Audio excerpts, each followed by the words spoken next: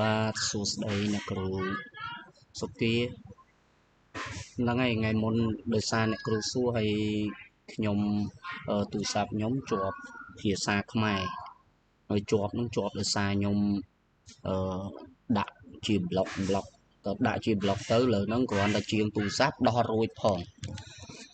ហ្នឹងហើយអរគុណច្រើនឡើងដោយសារខ្ញុំជាពាក្យអ្នកគ្រូថ្ងៃមុនខ្ញុំថាខ្ញុំជួយបង្ហាញការ copy កម្មវិធីមួយចំនួនទៅលើ Google Drive ហើយកម្មវិធីមួយចំនួនទៀតតាក់ទងជាមួយនឹង Google Drive ដែរដែលគេហៅថា upload ចេញពី Word ចេញពី Excel និងចេញពី PowerPoint ហ្នឹងហើយអ្នកគ្រូនេះខ្ញុំឧទាហរណ៍មួយចុះតាក់ទងជាមួយនឹងស្វ័យបង្ហាញរបស់ខ្ញុំចុះអានេះស្វ័យវាយតម្លៃប្រចាំខែដែលជាទូទៅគឺខ្ញុំធ្វើសម្រាប់គ្រូនៅសាលាខ្ញុំតែដោយសារសាលាខ្ញុំគឺលោកយុបានចែកគ្នាកាន់ដោយខ្ញុំអញ្ចឹងជាលេខាអញ្ចឹងខ្ញុំគ្រប់គ្រងថ្នាក់ទី8អញ្ចឹងទៅលោកគ្រូផ្សេងដែលជាបុគ្គលិកទីការកាន់ទីប្រមាណផ្សេងគ្នាអញ្ចឹងហ្នឹងហើយនេះអ្នកគ្រូអញ្ចឹងទី1អ្នកគ្រូចង់ copy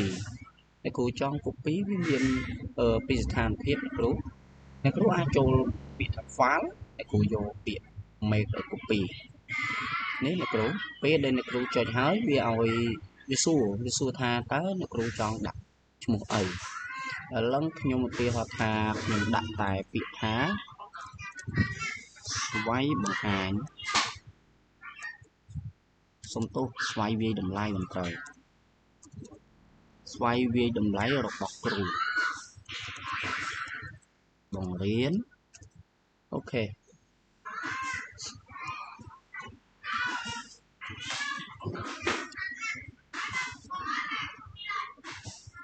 បាទ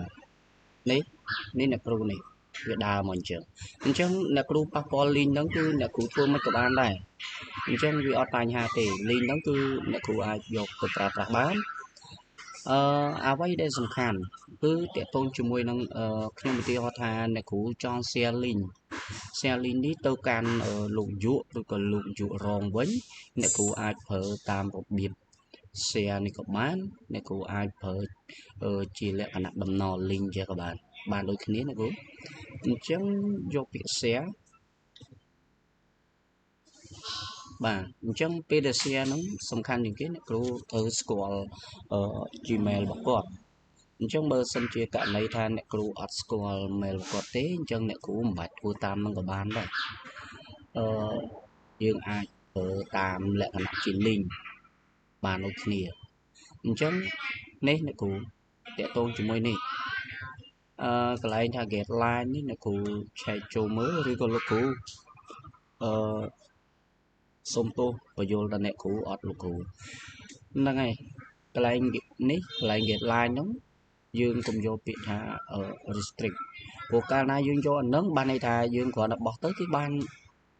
គេបើកមើលឃើញទេអញ្ចឹងយើងត្រូវការយកថា anyone with the link អូខេអញ្ចឹងគេសួរយើងទៀតនៅកន្លែងនេះគេមាន3ជម្រើសឲ្យយើងគេមានថា view គ្រាន់តែមើល comment អាចចូល comment បាន editor ជាអ្នកកាន់ link បានអញ្ចឹងបើសិនជាករណីដូចជាលោកយុឬក៏លោកយុរងអ្នកគ្រូមិនបាច់ដាក់ឲ្យគាត់ editor ទេឲ្យតែគាត់ជួបានហើយអូ link ហ្នឹងយើងកាន់ខ្លួនយើងហើយបើករណីគាត់ចង់បានគាត់សុំយើងអូខេប្រើពាក្យថា copy មកបាទនេះវាឲ្យពាក្យ copy ដានមកអញ្ចឹងនៅក្នុងនេះអ្នកគ្រូអាចប្រើជំរឿនតាមក្រុម Telegram វិញអូខេ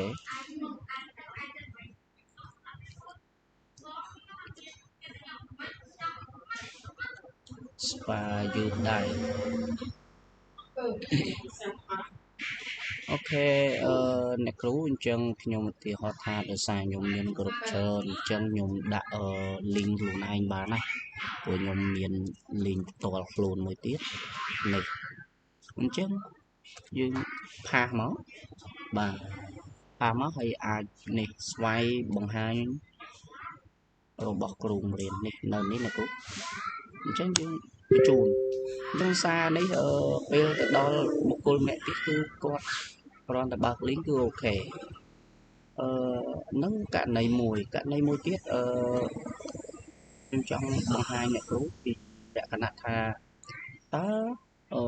Word Excel ជាមួយនឹង PowerPoint តើនៅពេលដែល upload ទៅក្នុង Google Drive វាទៅជាអីខ្ញុំឧទាហរណ៍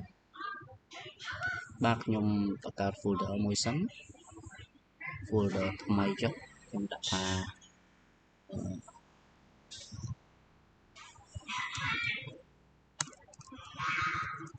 ឯកសារបង្រៀនចឹងចុះអូខេតិចទេបាទនេះឯកសារបង្រៀនគ្រូចូលក្នុងនោះអ្នកគ្រូអាចប្រើ mouse ស្ដាំនៅចំចំណុចនេះក៏បានឬក៏អាចជ្រើសរើសទៅយកពាក្យថា new នេះក៏បានពីរហ្នឹងយកបានដូចគ្នាតែជាទូទៅបើខ្ជិលស្រែមកយើងយកក្នុងនេះមកក្នុងនេះគេបង្ហាញយើងមាន2លក្ខខណ្ឌទី1គឺ upload ជា file មួយទៀត upload ជា folder ពីរហ្នឹងគឺខុសគ្នាកាលណា upload ជា file គឺបានន័យថា file ហ្នឹងមានតែមួយដាច់ដ lie អញ្ចឹងបើកាលណា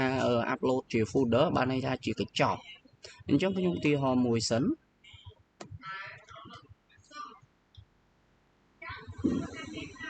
អូខេមួយណាគេហៅជា file មួយណាគេហៅជា folder នេះលក្ខណៈបែបនេះគឺយើងស្គាល់ស្រាប់ហើយគឺជា folder ហើយបើសិនជានេះគេហៅថាជា file មួយមិនមែនជាកញ្ចប់អញ្ចឹងខ្ញុំឧទាហរណ៍ខ្ញុំយកជា static នេះ static គម្រោងសាលា100យក upload ចូលចុះចឹងខ្ញុំយកពាក្យថា upload file ដោយសារមិញហ្នឹងខ្ញុំត្រូវការជ្រើសវាយកតែមួយទេអញ្ចឹងយើងយកតែ file ឡើងមិញហ្នឹងគម្រោង zip មិញអត់ដឹងនៅណាទេវាញហើយ Telegram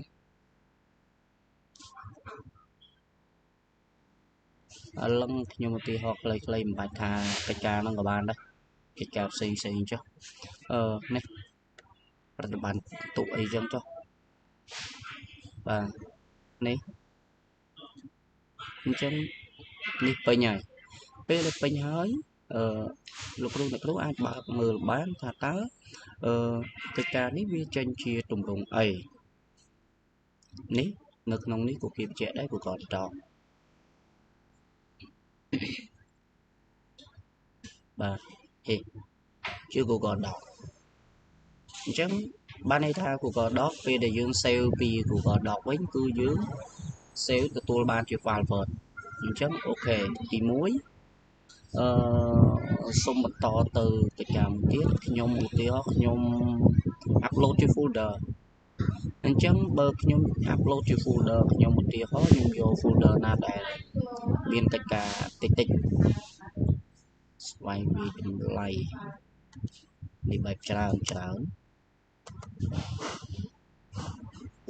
កិច្ចការថ្មីអូខេនេះ folder នេះបាន